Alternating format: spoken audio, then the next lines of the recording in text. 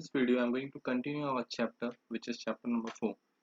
In the last class, we have discussed how to copy and move files in Excel.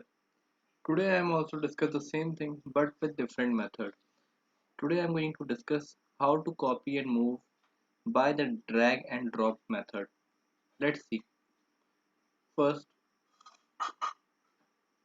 open Excel sheet and write data.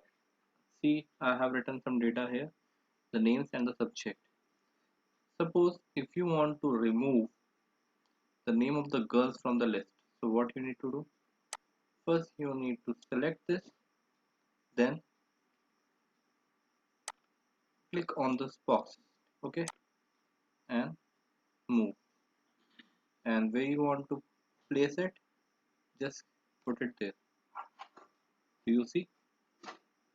Once again, go to the box, reach to the border, then click, left click, okay. Then take the data and keep where you want to place it, like this, as simple, okay.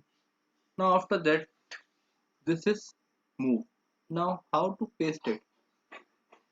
For this, what you need to do, press Ctrl and do the same step. See,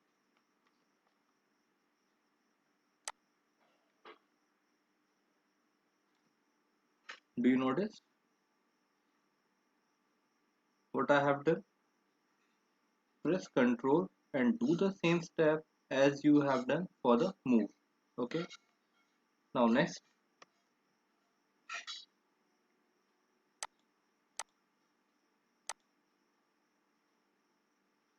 using AutoSum, sorting and formula.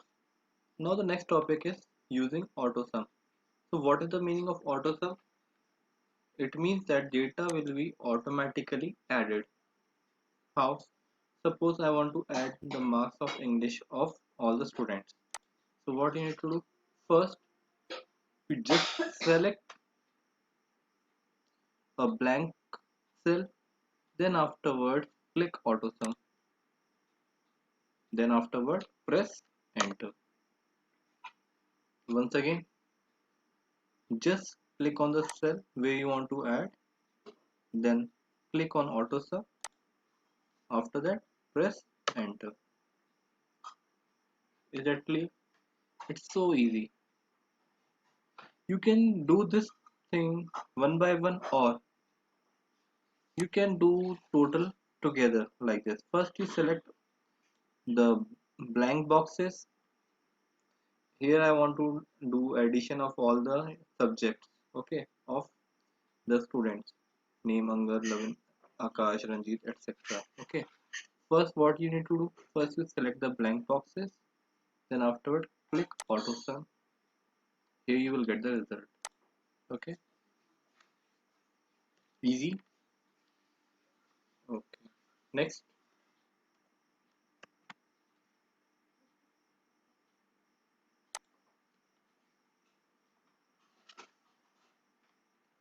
sorting of data. What is the meaning of sorting? It means to arrange the data in ascending or descending order, alphabetical order, in ascending form or descending form. How we have to do? See, the data is not arranged alphabetically. First, you need to select the data, okay? Then afterward, go to sort and filter. Here, see at the right corner, sort and filter. Click on this. Now here you can see that sort A to Z, sort Z to A. What does it mean? A to Z means it will arrange alphabetically from A to Z. It means increasing order. In the second column, it has been written Z to A, means from the last to the first in decreasing order. Okay, we are going to try one by one. Here you need to check this, expand the selection. Why? Because if you will not select this, the only data you will selected, it will be sorted. The remaining data will be remain as it is. If you check expand selection, so it will change the entire data. See, here the marks of Angas 95, 95, 98. if you will check continue with the current selection, so what does it happen? Only the name changes, the data is remained as it is. Okay, but I have done again. If you select A to Z and if you will check on expand the selection, then sort. Now you can notice that the data also changed. See, the marks of Angad is same 95, 95, 98 and Akash is 65, 42, 41. Do you notice that? So this is sorting. Then afterward,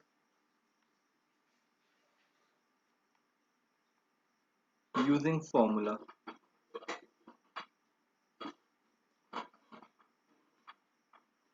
How to use formula? Here we can enter formula for doing addition, subtraction of number, division, multiplication, for calculating percentage, or for exponential. Exponential beta you will learn in 7th class. So how we will enter? To enter any formula, first you have to put equals to sign. Okay. Then afterwards, suppose I want to add this. So you need to click on this plus sign, second, again plus sign, third, then enter. Okay. Another method, you can use equals to sign, then write sum. Sum is for addition. Then select the cell range, bracket close, enter. Okay, is it clear? So in this manner you can use formula. So you must learn beta how to put formula.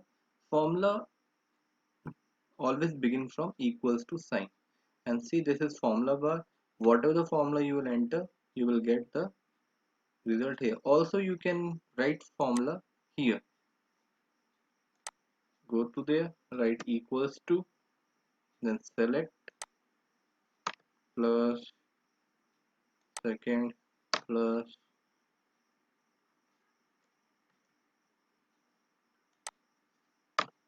then third. Okay, G4, H4 and I4. And simple. Either you can write here or here on formula bar. Now the next, let's read what is written here. Excel provides you the some really simple but powerful features and facilities to enter the formula to get even complex calculations done without any difficulty. So entering a formula, you always enter a formula starting it with the formula with an equals to sign. I already told you how we enter the formula with starting with equals to sign. For example, C11 plus D11 plus E11. I already mentioned you how to do this. Okay. So what is C11, D11 and E11? These are the cell address. Cell address means from which data you want to copy there. Now the next topic is how to copy a formula. Okay. Either you can write like this or you just simply say, see, here I apply this formula. So you just click on this last, this box you have seen there. Okay. Click on this. Either you can drag like this. Okay. Or you just double click on this box. So your formula will be automatically copied. Understand? The next topic is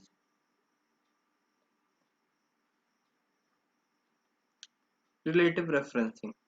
In relative referencing, when you copy a formula to different cells, the cell address in the formula change according to the rows and column where the formula is copied. Okay. So this is relative referencing. Relative means, see, you have seen there what I have done.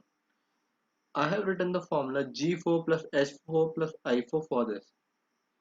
G4 means G column and fourth row. Okay, G column and fourth row. H4 means H column and fourth row. I4 means I column and fourth row. Okay, but when you copy this formula in the remaining sheets, sorry, in the remaining data, you will notice this that the formula is changed here. G5H5 I5, G6S6 I6, G7S7 I7, G8H8 I8, G9H9 I9. Why? I9 means represent for the ninth. So it is automatically changed. That is known as relative referencing. Okay, it will relate the form. This will relate the previous formula to the this data to the current data. Okay. The second is absolute referencing. In absolute referencing, when you copy a formula to different cells, the cell address in the formula remains the same.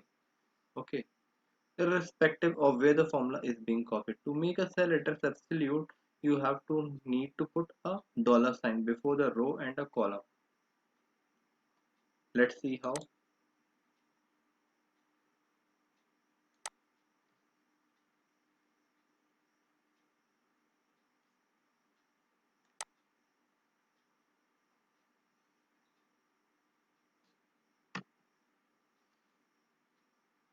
Suppose I want to copy this formula. Okay, I want to put here dollar sign. How to put dollar sign? While pressing shift and 4 before the row and the column. So put dollar sign before the row and the column like this I'm doing.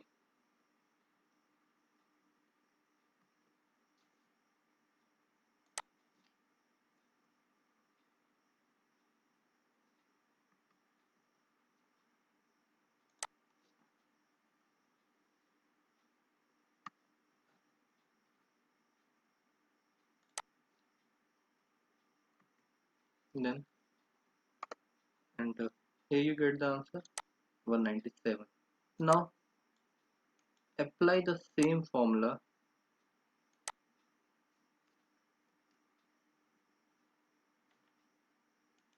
First you copy,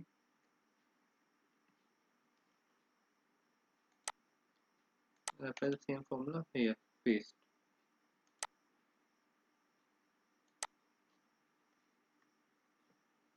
So what you notice? Here the cell is different. Yes or no?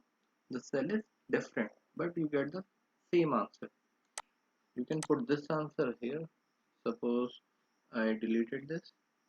So see what is the answer after adding this marks is 155. But what I'm going to do? I'm going to copy this formula. Okay.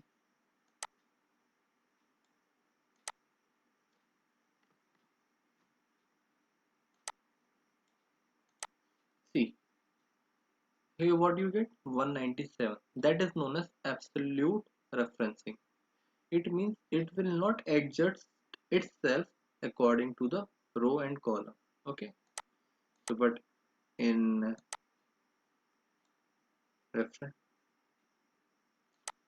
but in relative referencing it will change according to the row and column. Okay, so this is the difference between relative referencing and the absolute referencing. I already show you how we what is the difference between with the practical. Now mixed referencing. In mixed referencing some part will be changed and some part will not be changed. So that's all for the today, and try to solve the worksheet by yourself. In next class I will show you the answers of all the questions.